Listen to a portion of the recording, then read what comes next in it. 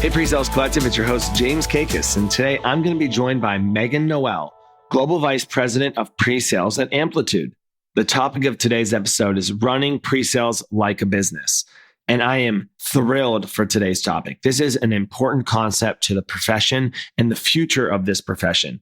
I talk about this a little bit today, but Tom Banton and I are teaching this concept of running PreSales like a business in our Leader Elevate workshops, because we believe that PreSales leaders need to shift the mindset to think about running their team like a business. And I will tell you, the number of light bulbs that have gone off in these Leader Elevate workshops is incredible. And the conversations that happen are wonderful. And so today's episode, Meghan is someone who absolutely aligns with this ideology and is really on the cutting edge of how she believes solutions organizations should operate.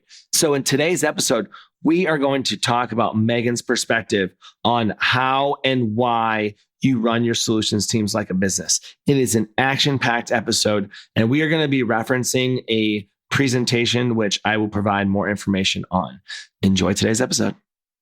Hi there, my name is Yuji Higashi, co-founder of PreSales Collective, and I have big news to share with you if you're a pre-sales leader or an individual contributor early in your career.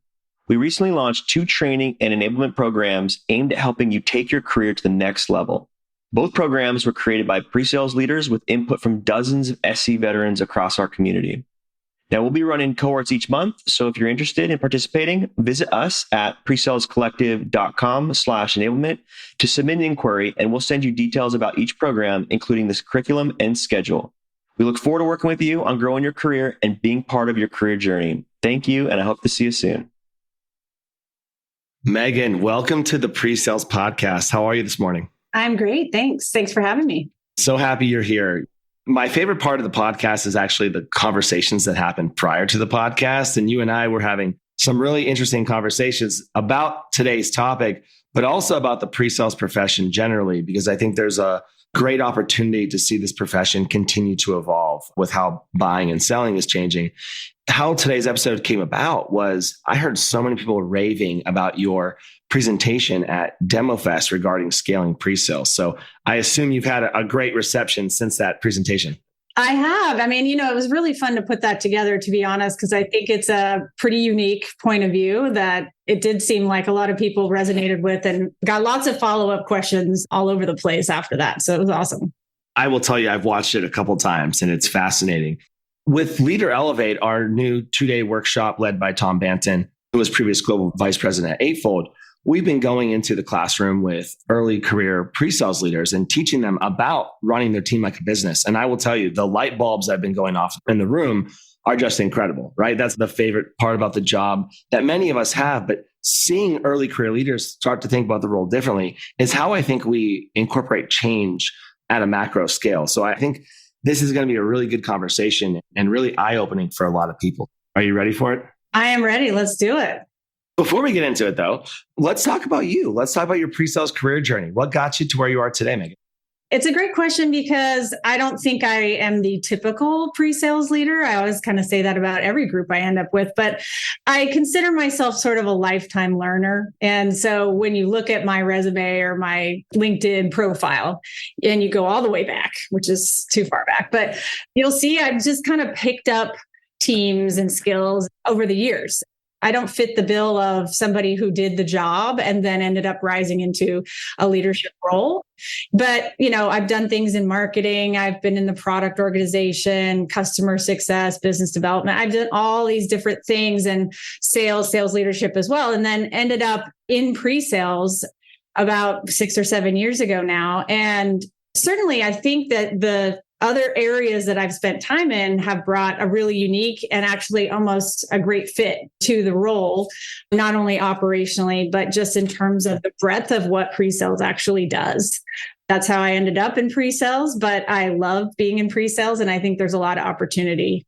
I agree. And I'm really happy to hear you say that you've worked in these other roles, because I think it allows you to have a holistic experience about the customer experience and the customer journey and allow you to strategize your pre-sales and solutions teams to be the best fit for the customer and the sales model at the time. Yeah, for sure. And it also plays right into our topic, which is, I found very quickly that there were a lot of leaders around, and I was looking around at kind of what everyone else is doing. And I was looking at this conundrum that people were feeling like we do so much, but we don't know how to justify the value of what we're doing to the business. And so it's a perfect topic, I think, to address in this regard today. Meghan, I wish we had more than 30 minutes because I feel like we could talk about this for a long time. I could go on and on. That makes two of us. So let's talk about running pre-sales like a business. There is a number of people listening to this podcast, some that are trying to get into pre-sales, some that are early in their career, all the way up through leadership and executives. But let's talk about what this topic means to you. And more importantly, why does it actually matter? For me, I just can't not function in this way. But again, as I was saying, when I came into pre-sales, I was looking around at like, what is best practice and so on. And I noticed that there were really a lot of passive approaches to pre-sales in the leadership ranks and a lot of sort of drafting behind sales that was going on. And I went, okay, that's interesting. But like, how do we know what our work impacts directly into the business? And I think it's really important that when you're not tied directly to generating revenue, you don't carry a quota, I think it's even more important that you understand how to communicate your value in a way that translates to business executives, right? Because I think very often, because it drafts behind sales, it's kind of like there's a lot of hidden value, and it's very hard to surface that if you don't approach it, not just from the metrics perspective, but overall operating your team that way. I have so many follow-up questions that I want to ask here. Let me maybe start with this. We as PreSales Collective have posted on LinkedIn a few times asking about cost centers versus revenue drivers. And you brought up COGS, for example. Do you think that there's ever a viewpoint that this stops becoming, a cost center and becomes a direct revenue driver? No, potentially. I mean, I think, in fact, we're exploring some ideas around qualified leads that appear in the deal cycle, like expanding deals within the cycle and having some direct attribution to that. I don't know if I see it all the way there, right? Because just at a baseline level, if you're running a business, you're looking at like, how do I fund growth? And, you hire a headcount in sales to fund continued growth, right? So like, ultimately that is the model. But I will say, like, I think there's other ways of attributing some of the work that pre-sales can and should be doing in the process of securing the product buying decision. Thanks for that perspective. And, one of the things that you also mentioned was we do all these different things within a go-to-market organization. And at PreSales Collective, we put out a document called Pre-Sales at the Center of Influence. And it just kind of shows all the teams internally and externally that we work with. And I think this probably better than I do, is that we work with so many different teams internally and externally, yet we're maybe only justified on the team growth number or the regional quota number. And so I think that's where this conundrum comes in, is like, well, what are we actually responsible for? What should we be doing? What is the impact to the business? And I know that I've had plenty of experiences in my career where they say, James, like, what is your team actually responsible for? And when you list out the laundry list, it just seems a little bit excessive at the end of the day. I mean, it's a good point. And it's something as I was thinking about this topic, there's the baseline things that are obvious, right? What stage are we into on the deal? What are the activities we're doing primarily in terms of selling the product? And by the way, a footnote on that is that I really believe that we are in sales. So just to be clear, right? Because we are selling the product. It is part of the sale. It's a crucial part, right? So that's something we're reinforcing in our business as well. But there's the obvious things that, you're doing that drive to achieving the goal and the quotas and so on. There's all of those hidden things though. And that's actually the biggest challenge, I think, with running it like a business, is how do you attribute value to those activities, knowing that when you're hiring a pre-sales resource, that's part of what your expectation is. And I'm going to just be honest, like, I haven't fully solved that yet, but I think there are some ways to go about that. And attribute, for example, marketing activity, is there a way to do more direct attribution of that contribution by a pre-sales resource, et cetera. So I think it's important to continue down that path, because otherwise these are hidden things that the business doesn't value. And then actually where you end up if you don't is you've got pre-sales resources who are overwhelmed and who are saying like, I'm doing all these other things, but nobody's recognizing any of that work, which doesn't feel good to anybody, right? That topic could be a podcast on its own. So I love your perspective there. Yeah, the overutilization and under-resourcing of the profession is definitely a challenge. One of the things that I'm curious about, Meghan, in your career, and this is a bit of a provocative question because I use a word here that most people don't like, which is justification.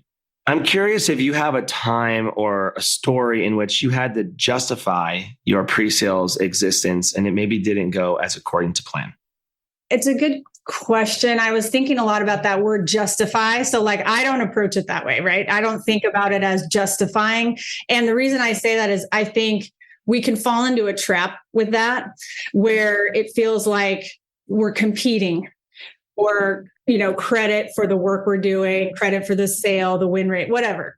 And actually that can be a pretty slippery slope, to be honest. So rather than that, I think there is a wide acknowledgement in SaaS sales that especially the more technical your product, but even, less technical, you need this bifurcation of responsibilities in sales.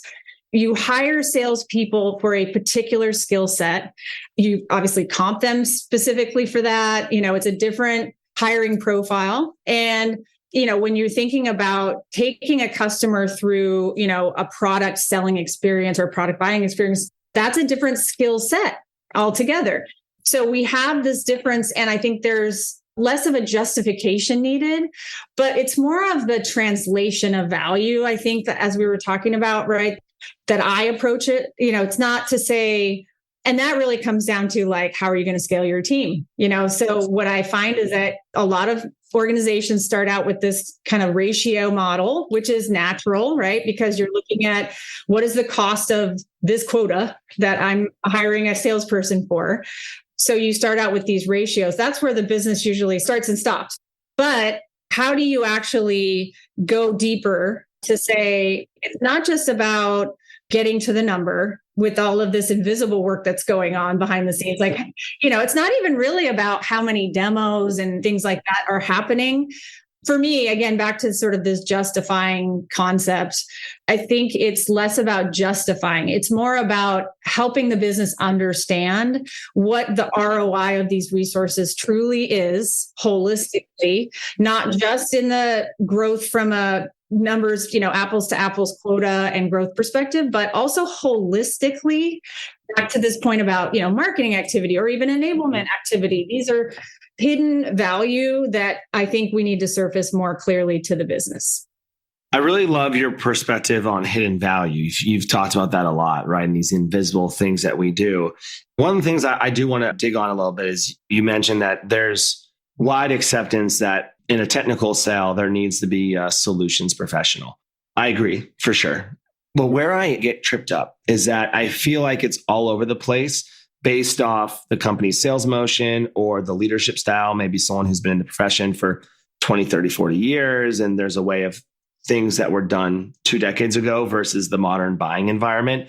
So in my head, the ratio makes sense to start, like what you mentioned, but it's almost like it depends on the motion and the organization on where you scale and how you scale. Because I talk to companies who are 1-to-1 from the start. They're like, we understand this. And I'm talking other companies and other SCs that are like a 1-to-10, 1-to-14 ratio. And I'm like, how do you live? Like, what do you do all day beyond work and support these account executives? And so I think that's why I get kind of tripped up on this. I'm not sure if there's a question here, but more of, do you have a perspective on this topic? I do. I mean, I think that, yes, there's acknowledgement that you need that. It actually goes back to the presentation I did at DemoFest, right? Which is like, what are the trigger points? And this is actually why I put that presentation together, because those are the metrics that your CEO is looking at is, go-to-market fit, the SaaS magic number, as companies are growing and scaling whole overall. Product complexity, market complexity, customer complexity. All of these are factors in how many resources and what type of resources do you need to take the customer through a buying experience that is a win. To me, that is the answer, right? Is to think like The CEO. How does the CEO look at cost versus, return? If I'm looking at all these other factors, how can I help paint that picture for executives in terms of what a seller is capable of doing and able to do at certain stages? And it evolves. Our early sellers, a lot of them ended up doing all of their own demos, right? Because naturally you're not investing yet in pre-sales. And so we have a few of those still around, and they're amazing salespeople, right?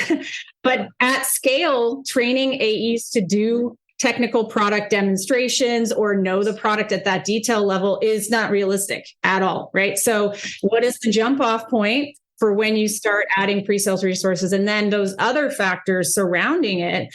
In the model, in that deck that I put together, it looks at, how complex is the product, right? Is it highly complex? Is it new to the customer? So if you're entering a market that is sort of established, there's a buying process, there's an EB, it's very standardized. So you're competing against a market leader, for example. That may be a different complexity level than entering and creating a category and then trying to sell into that. That can be very transformational, even if the product isn't that complex itself. So you have to look at all those factors because you have to understand what is the customer going through when they make the decision, and how much support does a seller need around them to achieve the right buying motion to win that deal. So you have to look at all of those things. And I think that's where maybe I bring a bit of a unique perspective in, put your CEO hat on for a minute and think about if I want to get another $1 million, what is it going to cost me to get that $1 million? If it's going to cost me not just one head in sales, but one head in pre-sales and one head in CS and so on, what is the margin that I'm looking to achieve? And at what growth rate am I looking to do those things? We have to elevate the pre-sales profession and leadership overall to be thinking more like that. Yes. I love that you said that you're one of the unique people with this perspective. I think that's what has to change. Your perspective is how leaders of solutions teams should be thinking. And sometimes people who are individual contributors, they might say, oh, well, this stuff doesn't matter. Or frontline leaders, they're so focused on the day-to-day business that maybe they lose sight of this, right? And having this perspective from the front lines as a frontline leader or day-to-day leader is really important as you make decisions that scale. And that was the most important word that I think you said there. Because, as we talk about your presentation, you talked a lot about go-to-market fit and growth metrics. Can you talk about why that is so critical to this conversation, especially with the lens of, hey, I'm putting my CEO hat on and looking at my business with the metrics in mind? I think, and I don't know why this is, to be honest, but as I took on enablement, a lot of these pieces started to fit better for me because it's another kind of factor that you have to consider. Everyone knows pre-sales does enablement, right? And so it made a lot of sense for me to kind of take that on. And I'm glad I did. It's been an incredible experience to learn more about how to operate that team. But it also added to that holistic perspective. So, go-to-market fit and SaaS magic number, again, are the things that you need to look at. How do I scale my business overall, but also how does pre-sales fit into that picture? And what are the trigger points that the business is looking at the board level? And so when we're saying SaaS magic number, what's important about that number is that it's a measurement that helps the company, the CEO, the board understand when to invest, because it looks actually at the productivity of your existing resources, right? So if you've hired a whole bunch of salespeople and invested a ton in marketing and you're not growing at a certain rate, then it makes no sense to continue to invest. You have to double down and figure out hey, how do I have to optimize to get more productivity out of everybody that's here? So those are the key triggers from a business perspective that every startup CEO is looking at, right? Go-to-market fit is really about the product mix. And so back to what are the complexities that are at play? Product complexity is one of them. Most companies start out as they go into the public marketplace with a core product, right? So the first activity with any startup is prove the product market fit. So if I have a core product, this is my big idea. I'm going to prove that, okay, customers will buy it and customers will continue to stay with it longer term. That's what product market fit really does. Now, As you go into public markets, very often you're looking at how else can I grow? Okay, I can solve this problem for the customer and this problem. Those become new products, right? And so you're adding complexity to your go-to-market team. So, you go from one product to two to three to four, whatever. And as you make those transitions, those added layers of complexity also are things to look at around scaling, not only pre-sales, but other functions, right? What resources are needed, the more complex your solution set. And enablement plays a key role in that too, right? Because as pre-sales lags sales, so does enablement. It's pretty key when you start getting into more complex solution, full product, et cetera, to have good enablement. Otherwise, what happens? You and I both know pre-sales takes a lot of the burden on, right? So it's a direct correlation to justifying your growth and scale at certain trigger points in the business. So that's like a long way to say that. Thanks for breaking that down because, I think about my role. I was the first SE at two different companies. So when I first came on, I did a lot of proof of concepts. I did a lot of technical validation. I was just supporting the sales rep when they got to the end of the funnel where they were out of their lane when it came to value. And then I thought about, we got involved in demos and then we got involved in discos and qualification. And so that level of go-to-market fit is very well said. But one thing I just want to dig on is this enablement concept, just quickly a little bit further, because I love that you've taken on enablement. Like that is actually one of my favorite parts of your presentation and your perspective here, because you're right. We end up as solutions professionals end up doing the enablement across the organization because we have the lens and we have the purview. We really do. And when you own the function, then you kind of can control how it messages to the organization at scale. And so I know that you've said this to me and you've said this as part of your presentation and even today, that enablement has been critical in helping you achieve pre-sales like a business. And I'm sure there's a lot of people out here who want to stay as far away from enablement as they can, but you would tell us that that's the wrong approach, right?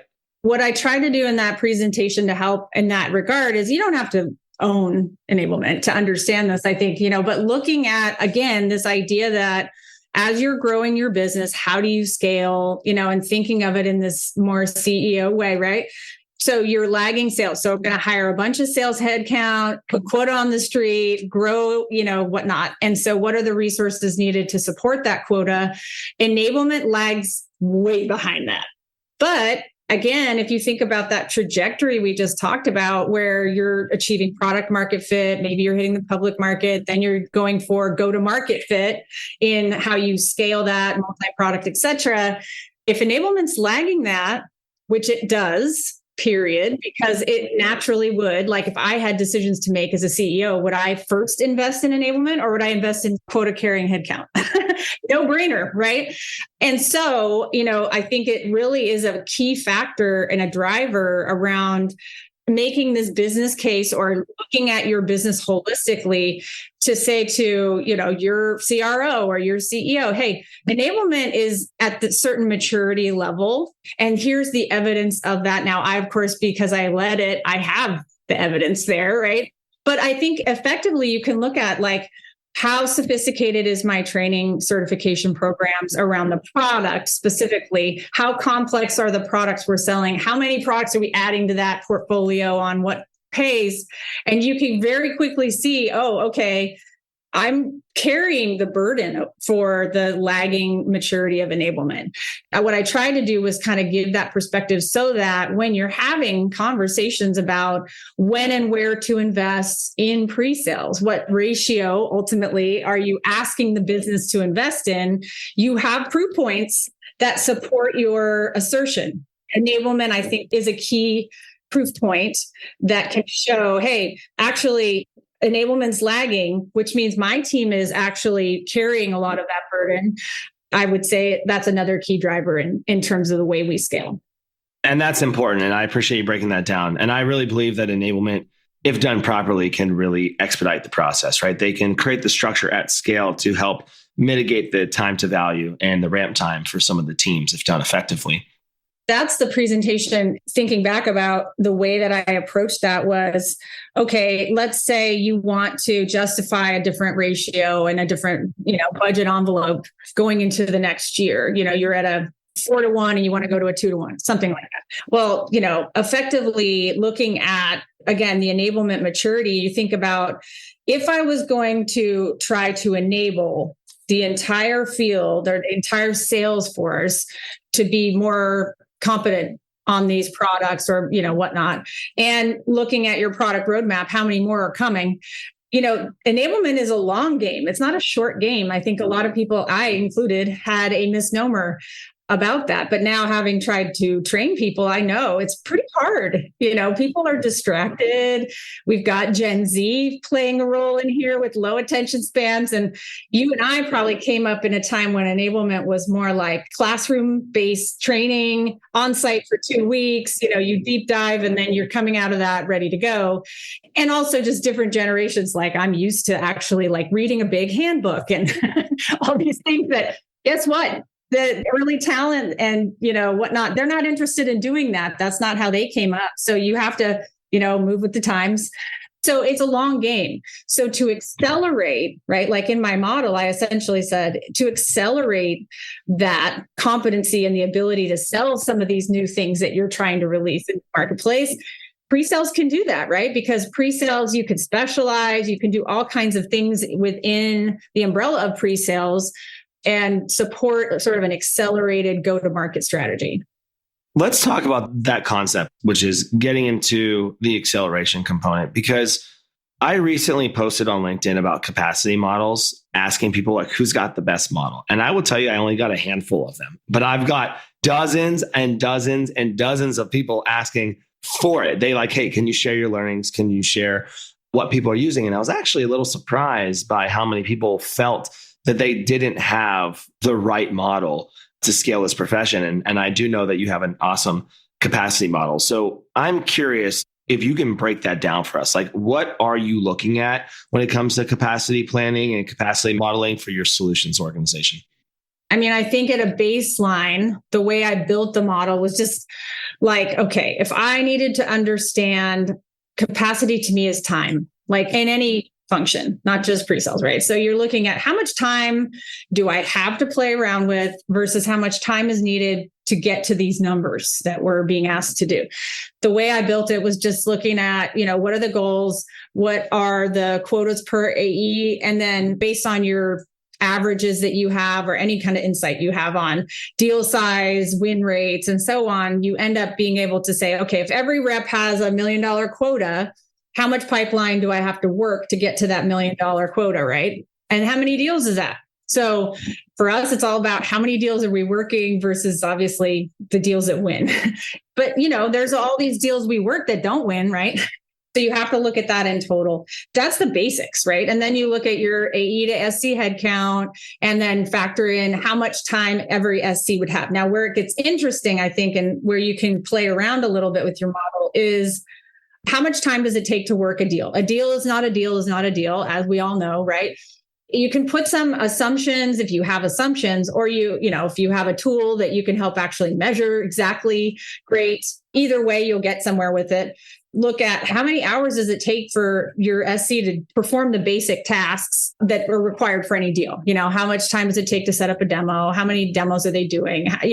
That sort of thing. And then look at any complexities in your model around types of deals. In our business, we've got, kind of a corporate or a SMB side of the house. And then we've got our enterprise side. An enterprise deal is not the same as an SMB deal.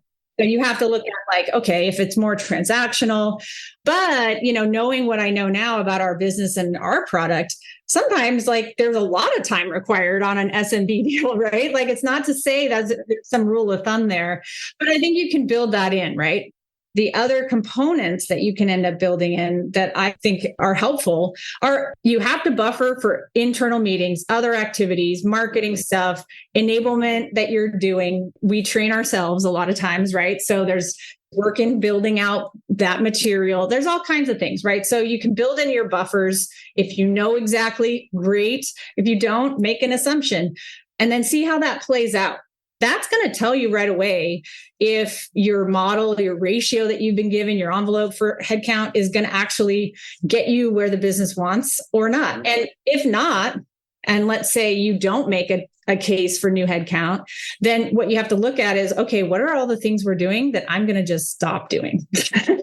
What are all these other activities that we're going to have to stop covering over for the business? So enablement could be one of them, right? Marketing activities could be another. So you can kind of play around with that, but that's the baseline of how I would go about building one if I hadn't done it before. I assume that in that situation where you tell your executive or you tell your boss, we actually have to stop doing these things, is when people kind of have that oh no moment of like, oh, this team's impact on the business is much greater than what we're looking at. Yeah. I mean, it's so funny because these are conversations I'm having now, right? And everyone's in this market, so I'm not alone, right? We're all looking at tight budgets and so on going into next year. So yeah, I think that is one of the things that's great about pre-sales. And again, back to these hidden activities that we do. One of the downsides, I think, of being curious and resourceful, and you know, all of the pre-sales individual contributors that I've ever hired are like this. We're very willing to help, and we're very willing to kind of get involved in all these different areas. And that's great. But again, if those are all things that nobody really knows that you're doing, you're covering over gaps that the business needs to fix. And so my whole thing is, if the business doesn't feel any pain, there would never be an acknowledgement that there's change required, right? It's just the classic scenario. So once you start saying, okay, I've got to shave off like all this stuff that I'm doing, that's when the business is going to hear from sales, marketing, enablement, right? Like, you know, you're going to hear from other teams that are like, well, wait a minute. So that's when the business will have to look at, okay, do we have it right? If we expect this out of pre-sales, we know they're good at it. We know they're going to do it. It is valuable. Maybe it's hard to measure, but we know it's something we need. Is that the way we want to go? Or do we want to bolster enablement? Do we want to hire resources there? But until the business feels pain from it, I mean, everyone in pre-sales leadership knows this. Your salespeople will be your loudest champions or your biggest downfall, right? But you can utilize that, you know, in that way to get the executive level to see. Absolutely. And I'm so glad you brought that up, because the quote of revenue solves all problems has always been my enemy. The revenue is hiding all problems. And if you look at what's happened over the last couple of years in this market, now that we're kind of bringing the curtains down on things, it's like, oh, well, maybe we should operate a little bit differently now. That could be a topic on its own. But Meghan, this has been an awesome conversation. There's so many things I want to continue to ask you. This could be a 3-hour podcast, truthfully. What advice would you give leaders who are struggling with this concept of running their team like a business and really are unsure where to start? Well, first off, I'm so glad that you're doing training programs for new leaders that are coming into pre-sales, because I think that'll help a lot in terms of shaping the future. But I would say, you know, don't fall into the ratio trap. Like I said, if you're putting your CEO hat on, naturally, you're going to look at, okay, what is the cost of this quota in terms of headcount and marketing and other things, right? So naturally, every business is going to start with a ratio, but don't just stay there. I think that's where I've seen in the past a lot of pre-sales leaders just kind of get comfortable. And it's an interesting dynamic because, you know, we want to take credit for the wins, but we don't want to like take any accountability for the losses, you know, that sort of thing. So I just can't function that way. Honestly, James, anyone who's worked with me knows this. And again, it's not about justifying. It's not about that to me. It's about really helping the business understand like the full picture of the value that we drive outside of just the simple, you know, very transparent things they can see. I think that's what I would encourage any leader to do, you know, starting with just the basics, like what is the return for this investment that the business made, right? Like that's the one thing you've got to get. After that, I think you can start to look at the things we've been talking about, like what are all those other things that pre-sales can bring value around and does, and how do you reflect that back to executive leadership, your CRO, et cetera, so that they can recognize that as a holistic viewpoint on why pre-sales resources might be needed or how many. That's always the big conundrum. How many? Meghan, you use my favorite word there, which is accountability. I love the advice, and I really appreciate your time today and all that you are doing really in leading from the front on this topic. I think it's incredible to hear your perspective. we can definitely do a part 2, and we'll encourage people to check out your presentation at Demo Fest as well. And looking forward to continuing to hear how things are working with you and the evolution and growth with your team and your organization at Amplitude. Thanks for having me again. I really enjoyed it a lot. All right, PreSales Collective. Wow, Meghan is incredible. And I love her perspective on elevating the solutions organization. Whether you're an individual contributor approaching the job, you're a frontline leader, or you're an executive, this concept is mission critical to the growth of our profession. We've said this a couple of times with PreSales Collective, that we believe that there are so many people doing so many incredible things across the globe. Why do we not know what best in class looks like? Why do we not have that standard set out for our profession? PreSales Collective is focused on this for 2023. We are focused on defining excellence and putting out best in class pre-sales organizations. You hear it from Meghan, Amplitude is doing some really cutting edge things. And it's proving impactful to the business. And there were so many things that we wanted to talk about today, which is why we joked about having a part 2, because it's going to happen, because we need to expand on these topics. Meghan hit it from the start. She talked about the hidden value of solutions teams and how many different things that we do because we're naturally collaborative, but we're not necessarily compensated on them, or it's not really part of our success metrics. And you heard me use the word justification, which I typically do because it's a little bit provocative of a word, and why that is not the right approach to the growth of this profession, and how we need to stop thinking about just ratios, expanding on go-to-market fit, product expansion, and the growth metrics. We highlighted the Demo Fest presentation that Meghan did, and it is phenomenal. That link is in the show notes. If you want to check that presentation out, it is truly impactful and helps bring this conversation together, helps give that visual aspect. But I am curious, right? As you listen to today's episode, if you agree or disagree, please reach out to me. Let me know why you agree or disagree, and maybe some things that you're doing that might be cutting edge as regards to running your pre-sales like a business. Sales is changing. Buying is changing. SaaS has evolved. And this role is absolutely critical to the success and growth of organizations. And so how do we start to unpack and define excellence around what running a pre-sales team like a business actually means? I hope you enjoyed today's episode as much as I did. I hope you have some takeaways from today and can bring those to your organization. And as always, you can check out the PreSales Collective Member Hub to learn about our upcoming events, to connect with other pre-sales professionals, and be on the lookout for upcoming news about our 2023 schedule of events. All right, PreSales Collective, I will see you next week.